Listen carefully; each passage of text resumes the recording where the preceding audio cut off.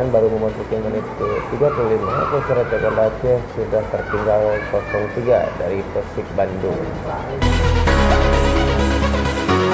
Adapun ketiga gol dari Persib Bandung diciptakan oleh Mark Klok pada menit ke-20 dan Castillion pada menit ke-29 serta Wander Luiz pada menit ke-34.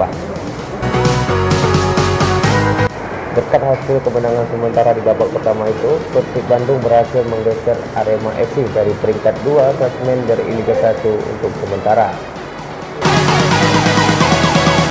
Sementara Persiraja Banda Aceh masih terkapar di dasar klasemen sementara dari Liga 1 2021 bersama Persipura Jayapura dan juga Persik Kediri.